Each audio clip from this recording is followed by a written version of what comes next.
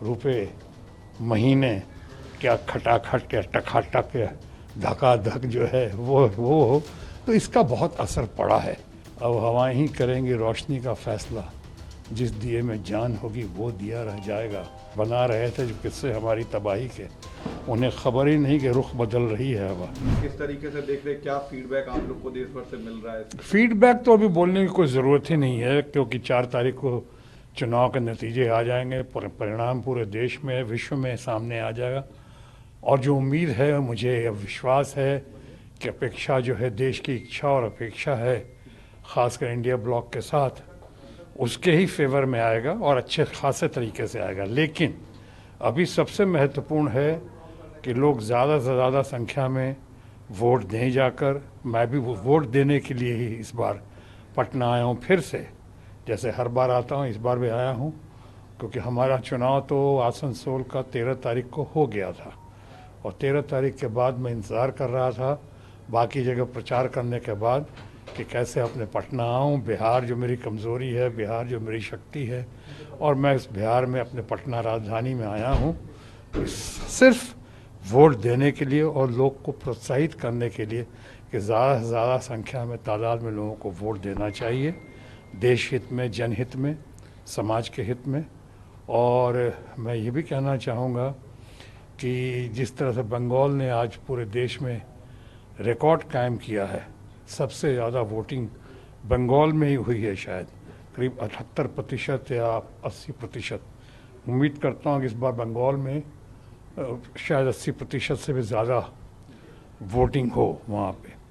उसको देखते हुए बिहार में अनफॉर्चुनेटली क्या कारण है मुझे समझ नहीं आ रहा है, लेकिन इतनी लहर होने के बावजूद, गर्मी और गर्मी में चुनाव की इतनी सरगर्मी होने के बावजूद जिस परसेंटेज में वोट होना चाहिए था वो नहीं हुआ है।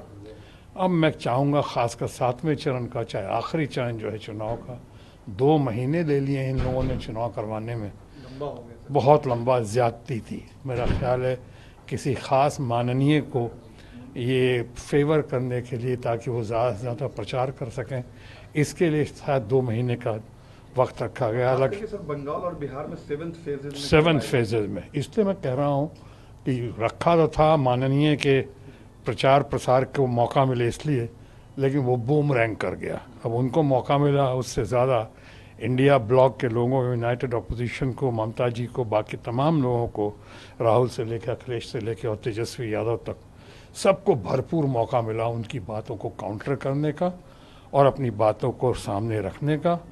उनकी नई गारंटी, जिसकी ना वारंटी है और ना क्लैरिटी है, क्योंकि इसके पहले कोई गारंटी उन्होंने पूरी नहीं की अभी तक, कोई गारंटी, चाहे 15 लाख पैसे दे, 15 लाख रुपयों का मामला हो, 2 लाख रोज़गार का मामला हो, किसानों को डबल आमदनी करने का मामला हो, या उनका मामला हो कि जिस तरह से डॉलर की कीमत बढ़ते जा रही है, रुपए की कीमत घटते जा रही है, या लोगों को आवास देने का, कोई गारंटी पूरी नहीं की। अब एक नई गारंटी लेकर आए हैं, जिस गारंटी में जब तक वो लेकर आए अपनी विश्वसनीयता खो चुके हैं। अब लोग विश्वास नहीं कर रहे हैं उनकी बातों का, उनकी गारंटी का।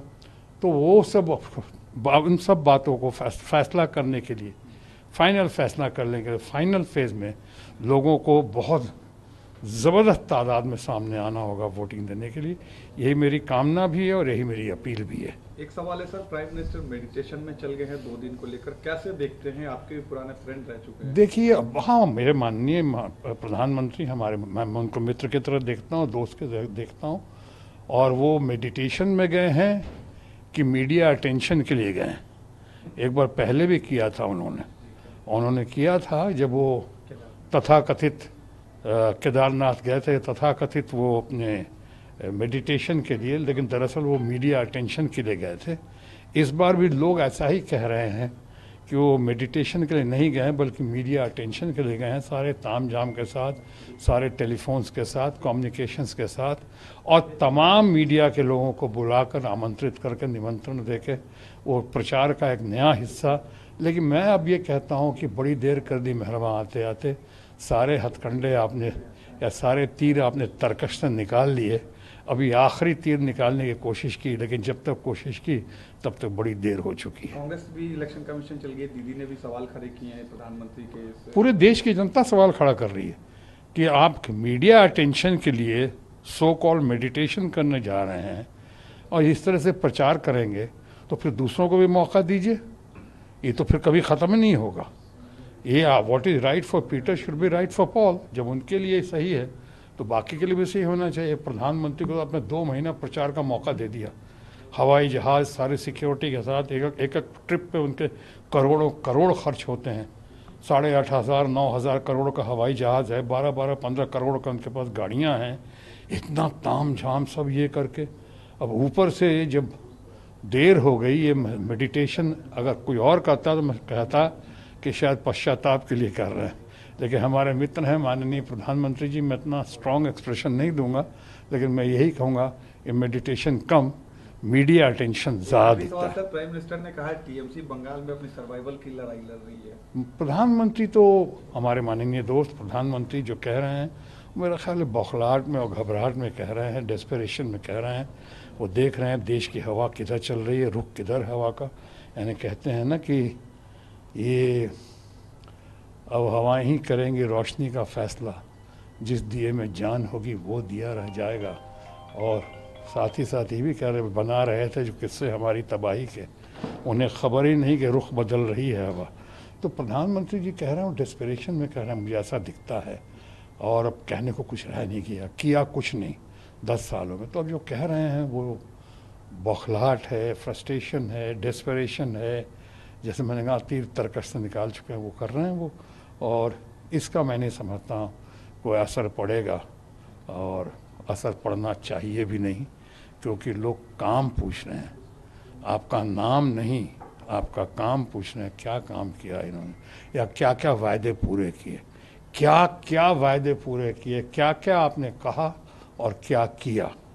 ऑपोजिशन ने आज इतनी अच्छी अच्छी स्कीम सामने ला के आ गए हैं वो लोग, सामने लाए हैं वो लोग, चाहे उसमें आपके ये हो ऑपोजिशन का मामला जो है कि या तो 1-1 लाख गरीब औरतों को, महिलाओं को, हमारे परिवार की, उनको देने का वादा हो, कि 25 लाख रुपए स्वास्थ्य योजना का उनका वादा दावा हो, कि हमारे जितने बेरोज़गार यूथ हैं जो खासकर जिनके पास डिप्लोमा है या डिग्री है, उनको स्टाइपेंड के तौर पे 1 साल नौकरी पक्की 1-1 लाख रुपए देने का वायदा हो।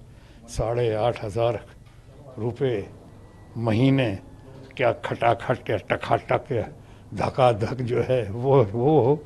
तो इसका बहुत असर पड़ा है, और इससे लगता है इसी बौखलाहट में प्रधानमंत्री जैसा कह रहे हैं। मुझे लगता है, मैं अपने अनुभव के आधार पर कह सकता हूँ कि बंगाल में ममता बनर्जी जो आज देश की सबसे सर्वाधिक popular, powerful, important, prominent leader हैं, अकेली महिला मुख्यमंत्री हैं, इस महिला एम्पावरमेंट के दौर में वो एक बार फिर से दिखा देंगे कि बंगाल में टीएमसी और ममता बनर्जी कैसे स्वीप करती हैं इस चुनाव में।